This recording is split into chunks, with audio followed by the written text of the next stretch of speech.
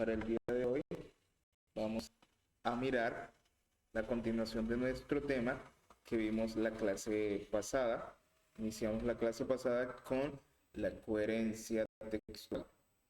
Ya miramos entonces que para que un texto sea coherente, debemos entonces por lo menos hablar de la misma idea en el texto,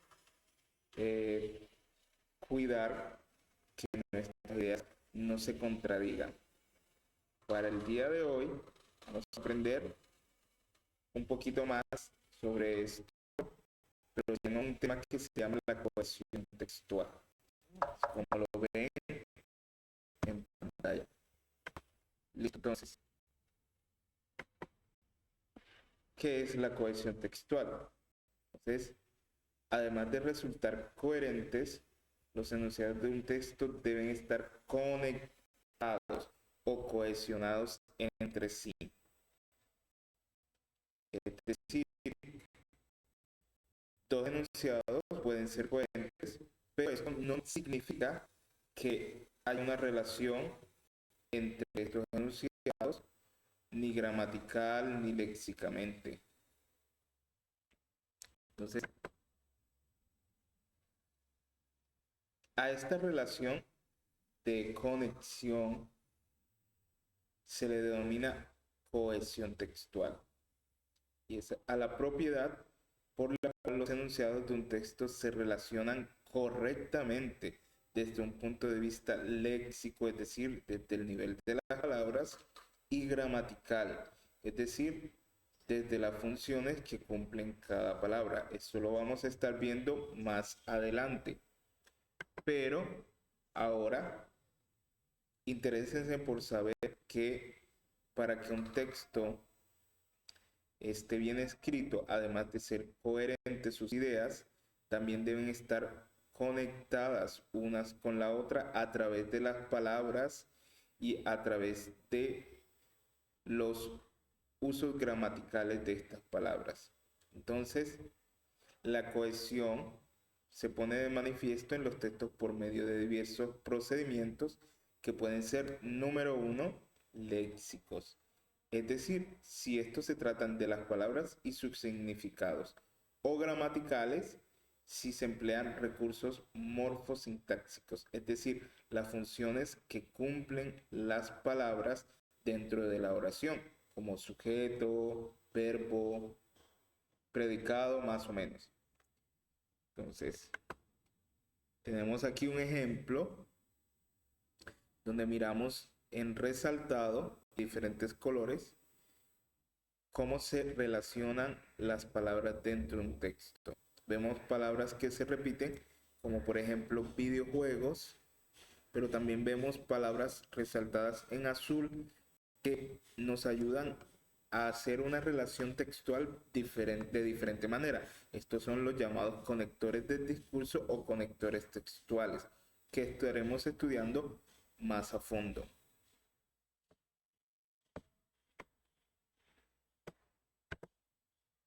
Bien, entonces, cuando hablamos de cohesión por procedimientos léxicos, es decir, a través de las palabras y sus significados, entonces estos proporcionan una continuidad de sentido al texto a partir de los significados de nuestras palabras, las palabras que empleemos o las palabras que emplea un autor para construir un texto.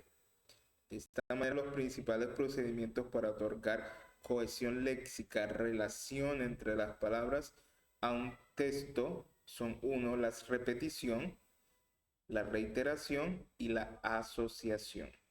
Vamos a ver mejor cómo es esto. En el caso de la repetición, se trata de la reproducción exacta de la misma palabra o una expresión en distintos lugares del texto. En el ejemplo, vemos, por ejemplo, por allí discurre, corre un río y en ese río acostumbraba a bañarme en verano. Entonces, para dar sentido, para tener una relación, un enunciado con otro, aquí entonces el autor de esta frase emplea la repetición de la palabra río. Por el contrario, Para la reiteración, el sentido de un término se repite por medio de palabras o expresiones diferentes. Ya no es la misma palabra, sino puede ser, por ejemplo, sinónimos. Una palabra que es similar a otra, pero no es igual. Esto también crea una relación entre los diferentes enunciados o frases de nuestro texto.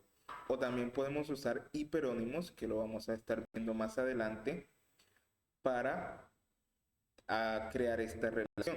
Los hiperónimos son palabras que están agrupadas es decir, una clase de palabras que están agrupadas para designar un solo objeto o un grupo de objetos.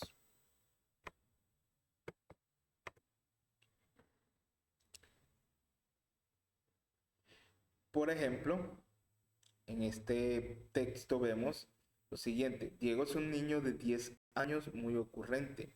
Tiene 6 peces y a cada uno puso uno de estos nombres. Inflado, enfocado, enfrascado, enfermizo, enfadado, influyente. Los nombró así porque uno de los peces parece una esfera, otro siempre está pegado en el vidrio viendo todo. Hay uno en el que le encanta estar dentro de un frasco olvidado. Entonces aquí vemos, por ejemplo, el que le encanta estar dentro de un frasco se llama enfrascado. Entonces vemos que la relación ya no es de la misma palabra, pero sí algo que está similar. Porque enfrascado y frasco están conectados. Bien, entonces para no hacer el video más largo, vamos a continuar en la segunda parte.